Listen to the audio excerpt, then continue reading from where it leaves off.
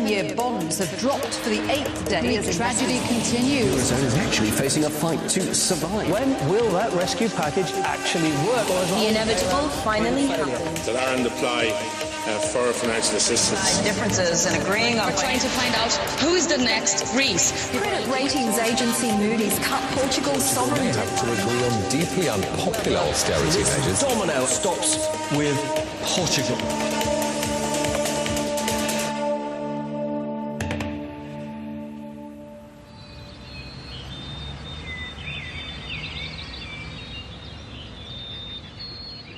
No espaço de 2 dias, o governo de José Sócrates foi censurado 2 vezes. Primeiro foi Cavaco Silva na tomada de posse.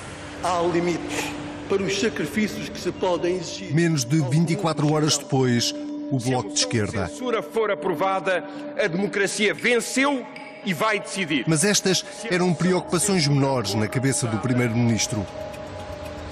Em menos de um ano, 2 países da zona euro ajoelharam-se perante os mercados. Primeiro a Grécia, depois a Irlanda. Portugal corria o sério risco de ser o próximo.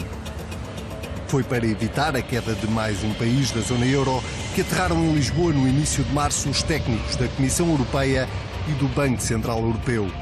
Missão: garantir um plano de austeridade suficientemente credível, capaz de acalmar os mercados. Oficialmente, esse plano chamava-se PEC 4. A ideia era de que Portugal, nós poderíamos tentar ali uma outra solução, havendo um programa de ajustamento que surgiria até, sob o ponto de vista político, mesmo por iniciativa do próprio Estado-membro, com o envolvimento da Comissão e do Banco Central Europeu, poderia ser um sinal importante a dar aos mercados. No Conselho Europeu, Angela Merkel puxava dos galões e exigia aos países do Sul mais ação e menos conversa. Durão Barroso avisa Sócrates que é preciso apresentar rapidamente alguma coisa que acalme os mercados. A linha vermelha tinha que ser traçada antes de Portugal. Caso contrário, Espanha e Itália podiam ser os próximos a cair e, para esses, não haveria dinheiro que chegasse. Sócrates aceita avançar com mais medidas de austeridade, mas exige a assinatura da Comissão Europeia e do Banco Central Europeu. No Conselho Europeu de fevereiro de 2011, Angela Merkel fez um convite a José Sócrates. Por que não vens a Berlim? Isso é muito simpático da tua parte. Para a fotografia, Merkel aparece ao lado de Sócrates a apoiar publicamente os esforços do governo português. Mas é à mesa do jantar que a chanceler decide colocar as cartas em cima da mesa.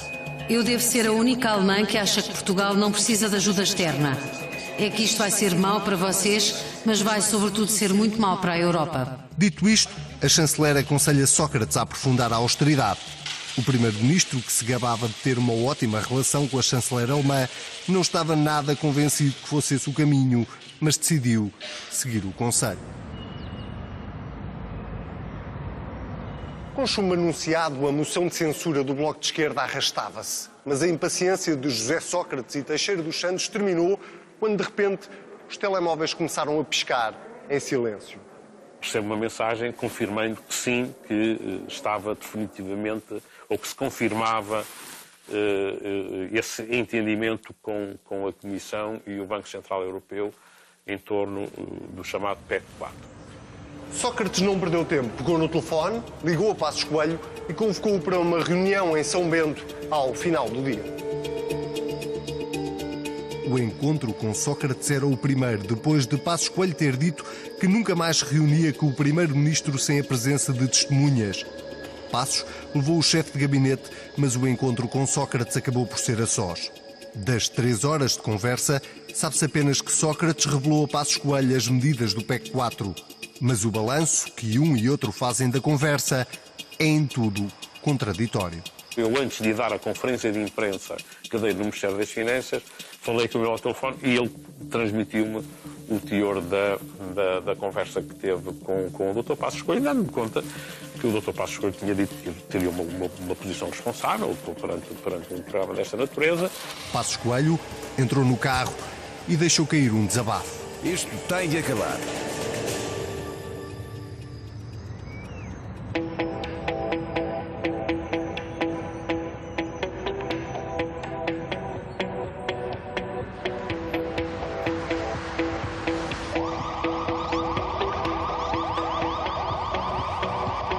O país acordou com cortes nas pensões, aumentos de impostos e outras medidas de austeridade que Teixeira dos Santos debitava em direto nas televisões a partir do Ministério das Finanças.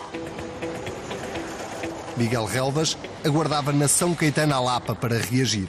E a declaração que fez parecia encaixar na percepção que Sócrates tinha da conversa com Passos Coelho. É positivo e é responsável o Governo querer redobrar a sua afirmação e a sua posição de que este ano irá diminuir o déficit e irá diminuir a dívida. Em Bruxelas, Sócrates recebia os parabéns de alguns líderes europeus pelo PEC 4. Tudo parecia encaminhado, mas perto da hora do jantar, Durão Barroso aparece com um ar preocupado. O PSD estava mesmo a preparar-se para anunciar o chumbo ao PEC 4 e Passos Coelho esperava apenas que terminasse o Conselho Europeu para o anunciar. É uma prova gritante do desleixo, da falta de rigor, da incompetência, do desnorte de quem nos conduziu a uma situação especialmente delicada e que agora se revela absolutamente incapaz para dela nos retirar. Estava dado o gatilho para o resgate de Portugal. Um destino que para Teixeira dos Santos estava traçado há muito. A ideia de que nós teríamos que pedir esse resgate tornou-se óbvia logo a partir do pedido de ajuda da Irlanda. Os nossos parceiros europeus tinham uma opinião já formada quanto a isso, que achavam que Portugal deveria seguir as pisadas da Irlanda. A dúvida na altura era saber quando e em que circunstâncias o país iria vergar-se perante os mercados.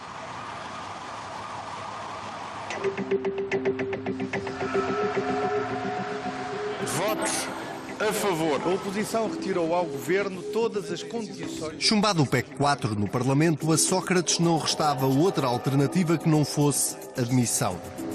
Mas daquele dia ficou uma pergunta que aparentemente nunca terá resposta definitiva. Será que o PEC 4 teria evitado o resgate de Portugal?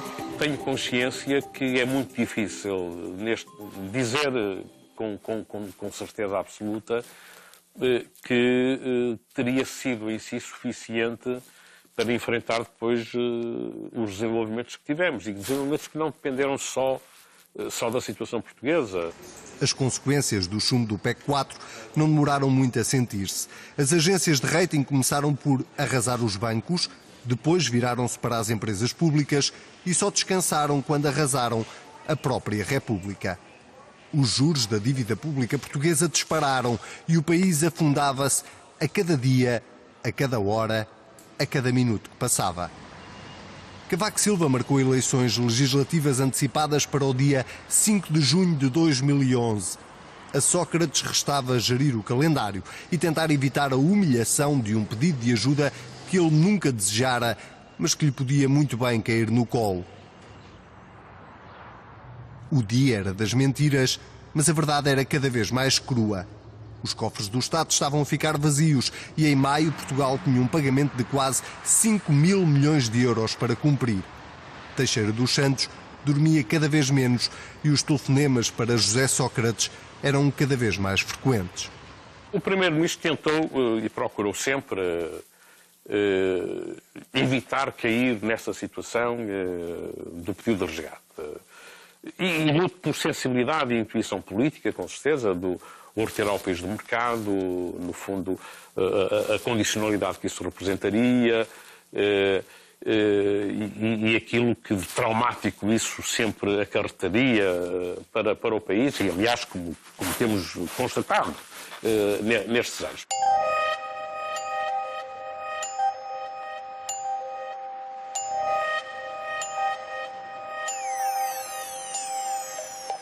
O desfile de carros topo de gama à porta do número 71 da Almirante Reis não passava despercebido nem aos mais desatentos. O G8, como são conhecidos os 8 presidentes dos 8 maiores bancos a atuar em Portugal, tinha sido convocado por Carlos Costa para uma reunião de emergência. 8 andares mais acima, esperava-os um governador preocupado e com más notícias para lhes dar. O Banco Central Europeu deixou de aceitar a dívida pública portuguesa como contrapartida para financiar os bancos portugueses e por isso não era possível continuarem a ajudar o governo nas próximas emissões. Não cultivem a ilusão de que podem continuar a segurar as pontas, porque não podem. Por outras palavras, a torneira fechou-se. O pedido de ajuda era agora inevitável. A mensagem foi acordada entre todos e seria transmitida à tarde a Teixeira dos Santos, que os tinha convocado ao Ministério das Finanças. O ministro ouviu os banqueiros e no final deixou-lhes uma garantia. O teor da conversa foi esse. Portanto, era uma preocupação muito grande da parte dos bancos, das condições de financiamento, uma preocupação também quanto, digamos, até à própria solvabilidade do Estado, a capacidade do Estado de se financiar. E foi uma reunião onde eu, muito claramente e taxativamente, disse aos bancos que, comigo, e enquanto eu fosse responsável pelas finanças, eu não permitiria que o país chegasse a um ponto de default. Em bom português, Portugal estava à beira da bancarrota. Nessa noite, já em casa, o Ministro das Finanças voltou a ligar a José Sócrates para lhe transmitir a conversa com os banqueiros. Não havia outro caminho, era preciso pedir ajuda rapidamente. Sócrates irrita-se, volta a recusar e pede 24 horas ao Ministro. As possibilidades alternativas estavam esgotadas e, com efeito, a necessidade de assegurar o normal financiamento do Estado obrigava-nos a pedir às entidades oficiais, neste caso ao nível da União Europeia e ao Fundo Monetário Internacional, que assegurassem esse financiamento, uma vez que pela via do mercado não seria possível. Entretanto, nos bastidores de São Bento, começa a ser feito o primeiro esboço da carta com o pedido de ajuda. Não foi Sócrates que deu a ordem, mas tornara-se evidente que iria ser útil mais cedo ou mais tarde.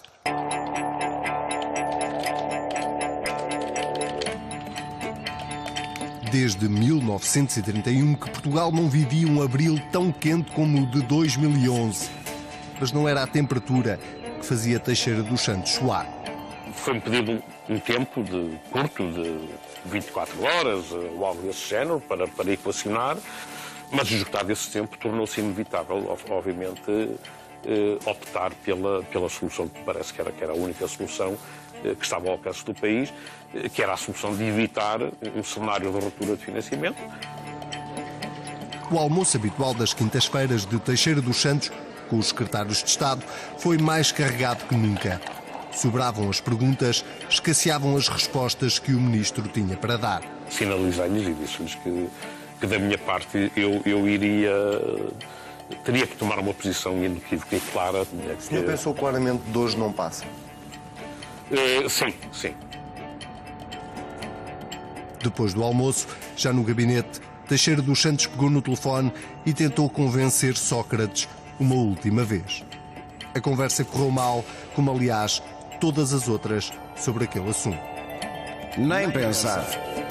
Sócrates passara aqueles dias ao telefone para tentar arranjar dinheiro que cobrisse a obrigação que o Estado tinha em maio. Era preciso aguentar mais 2 meses. Só mais 2 meses e o problema passaria para o governo que saísse das eleições de 5 de junho. Mas para Teixeira dos Santos não dava para esperar mais. Depois do telefonema para José Sócrates, chamou ao gabinete a assessora de imprensa. Era chegada a hora de agir. Chegado o ponto em que chegamos, eu entendi que não podia também ficar sozinho com aquilo que era a minha convicção quanto à solução e ao caminho a seguir. Das duas, uma, ou essa era a opção que o governo seguiria, e felizmente, no meu entender, seguiu, ou então eu próprio teria que chegar à conclusão de que cheguei a um ponto onde não posso continuar nessas condições. Na tarde de 6 de abril de 2011, a jornalista Helena Garrido, do Jornal de Negócios, recebeu um telefonema estranho do Ministério das Finanças. Teixeira dos Santos estava disponível para responder a algumas perguntas sobre a emissão de dívida daquela manhã. Claro que aquilo me surpreendeu e perguntei se me davam tempo de chegar ao jornal. Não pode ser, tem de ser o mais depressa possível. E eu disse ou coloquei as questões pelo telemóvel. E tenho de fazer a pergunta obrigatória, que é: Portugal tem de pedir ajuda?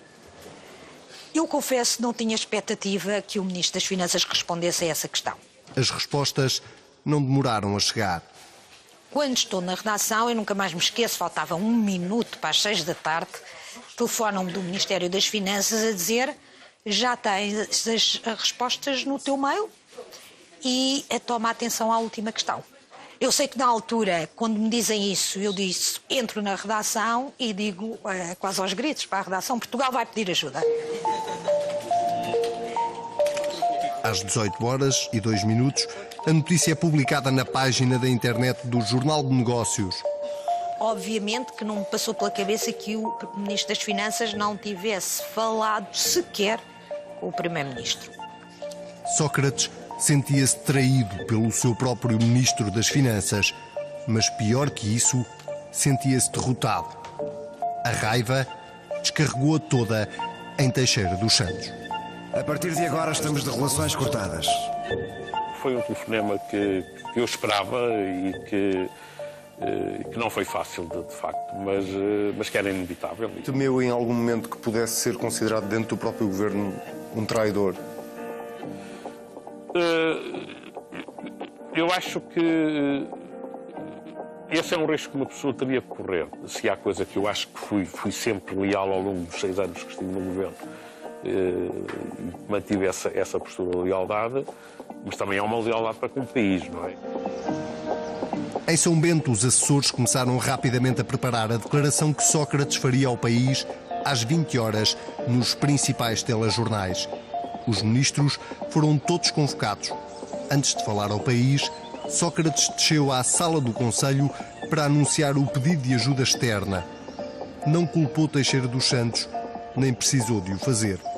Os olhares de censura que recaíam sobre o ministro eram já um castigo demasiado pesado. Foi um ato de consciência que eu achei que devia tomar. Gostaria de comunicar aos portugueses que o Governo decidiu hoje mesmo dirigir à Comissão Europeia um pedido de assistência financeira. Todos sabem como lamento que esta decisão se tenha tornado inevitável.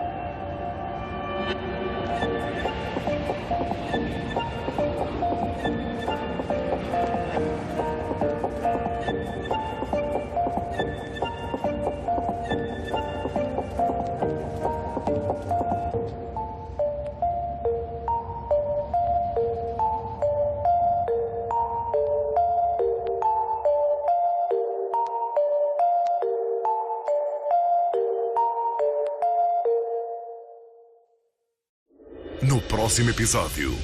Andávamos a pensar em termos de quais poderiam ser as alternativas razoáveis e é no âmbito dessa conversa que surge a ideia da TSU. Um chumbo no Tribunal Constitucional. Creio que a atitude que o CDS tomou também teve a sua influência na capacidade de retificação do governo. O fantasma do segundo resgate. Se não conseguíssemos encontrar uma alternativa satisfatória, aumentaria a probabilidade de um segundo resgate. Uma coligação fragilizada. Claro que houve momentos de crispação, claro que houve momentos de tensão, mas é normal. Linha Vermelha, nos dias da Troika. Amanhã, no Jornal da Noite.